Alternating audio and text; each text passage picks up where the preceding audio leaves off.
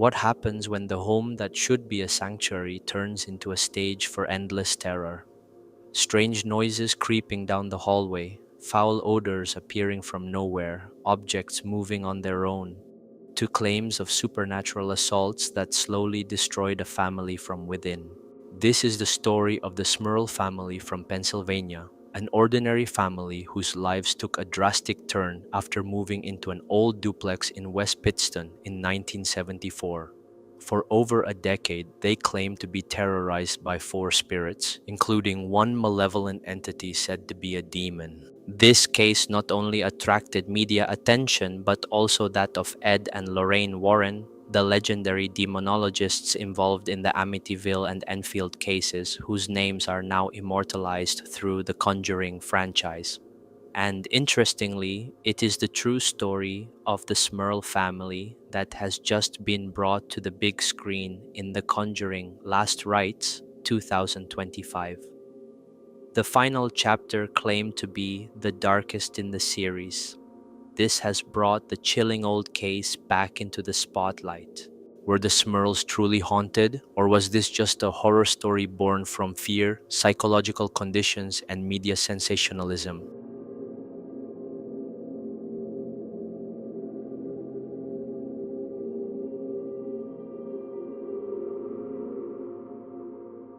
Let's dig deeper. From an old house in Pennsylvania to the silver screen. The year is 1974, West Pittston, Pennsylvania, a small town in the northeastern United States. The Smurl family, consisting of Jack and Janet Smurl, their four children, and Jack's parents, Frank and Mary Smurl, had just faced a major disaster. After their previous home was severely damaged by a flood, they moved into an old duplex in West Pittston. They hoped to find peace, a quiet new beginning for the eight family members after the catastrophe they had endured. Instead, what they found was a hell that would last for more than a decade. From the beginning, strange disturbances began to occur. It started with a mysterious foul odor that came and went without a clear source. The television turned on and off by itself. Strange sounds were heard from empty rooms, knocks on the walls, footsteps on the floor above, and faint whispers. Objects began to move on their own. Glasses were thrown from tables, and doors opened and closed as if controlled by an unseen hand. Dark shadows were seen flashing in the hallways. The Smurls tried to deny it, convincing themselves it was all just an illusion. But as time went on, they could no longer turn a blind eye. However, the most terrifying part was when the disturbances escalated into physical attacks. Members of the Smurl family claimed to have been pushed, scratched, and even had objects thrown at them. Glasses shattered as they flew off tables, and doors slammed shut as if kicked by an invisible force. Most horrifyingly, the family dog was slammed against a wall by an unseen power. Their children were knocked down the stairs, leaving physical injuries and deep trauma. The climax came with claims of more personal and horrific supernatural assaults. Janet claimed to have been pulled by a ghostly entity on several occasions. Jack even claimed to be the victim of a sexual assault by a succubus. Janet herself later confessed to experiencing something similar. This terror corrupted them from within, eroding the peace and mental health of the entire family. Meanwhile, the neighbors began to gossip. Instead of receiving sympathy, the Smurl family was mocked. They were considered to be exaggerating, even labeled as attention seekers. The psychological pressure from outside the home, the stigma, and social isolation only added to their already unbearable suffering. The family's mental state, already traumatized by the mysterious events, was worsened by the negative judgment from their community, creating a vicious cycle of fear and despair.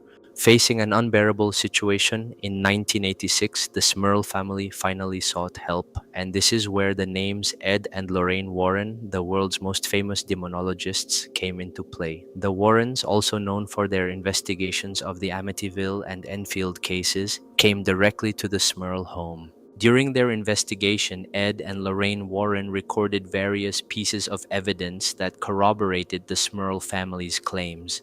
They collected audio recordings containing strange voices, took photographs that allegedly captured anomalies, and made detailed notes of every incident.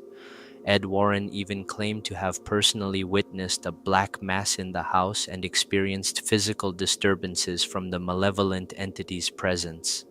They concluded that there were four spirits haunting the house, one of which was a malevolent entity or demon.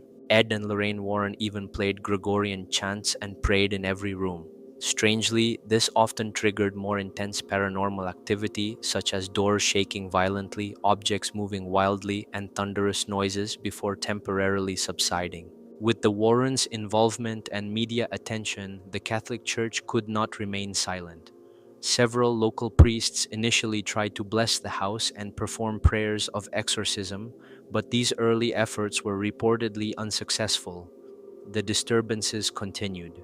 Then, a Catholic priest from Connecticut was said to have performed three exorcism rituals at the Smurl home. However, these attempts failed to permanently solve the problem because the demon was allegedly too cunning, able to move between the two parts of the duplex, rendering the rituals ineffective in the long run. The case was so severe and continued to attract attention that Cardinal Joseph Ratzinger, who would later become Pope Benedict XVI, personally authorized a priest, believed to be Reverend Joseph Adonizio, to perform an official church-sanctioned exorcism. This final exorcism was conducted with a formal mass and followed the Rituale Romanum, a traditional Catholic ritual manual for exorcisms. In the ritual, the priest wore full liturgical vestments, sprinkled holy water in every room, held up a crucifix, and recited exorcism prayers in Latin, including the Litany of the Saints. The prayers were said in the name of Jesus Christ, commanding the demon to leave.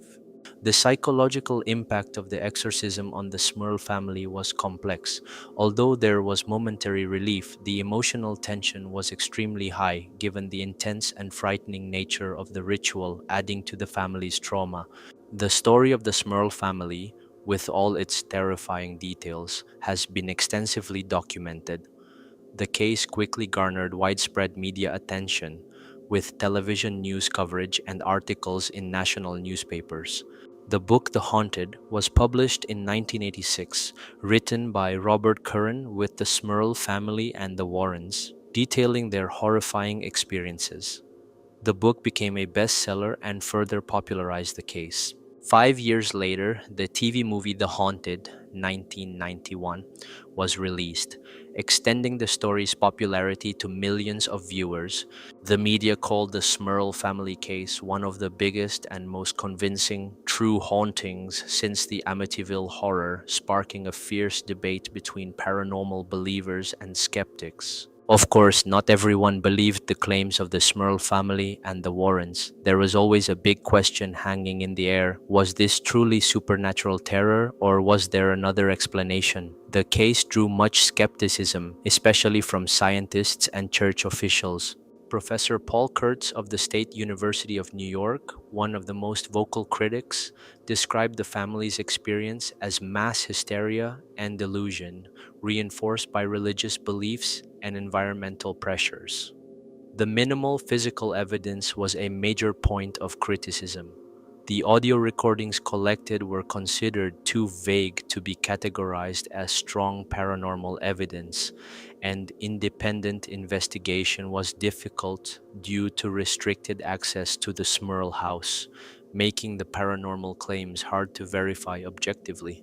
Jack Smurl's medical condition also became a topic of discussion. He had undergone brain surgery for fluid on the brain, and some psychologists suspected this condition could affect perception, cause hallucinations, or create difficulty in distinguishing reality.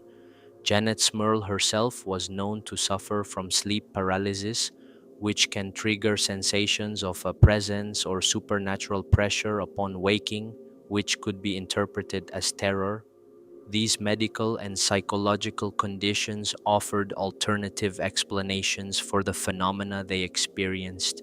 Furthermore, the Smurl family and Ed and Lorraine Warren were accused of exploiting the case for media and financial gain, similar to the Amityville case, which was later exposed as a hoax.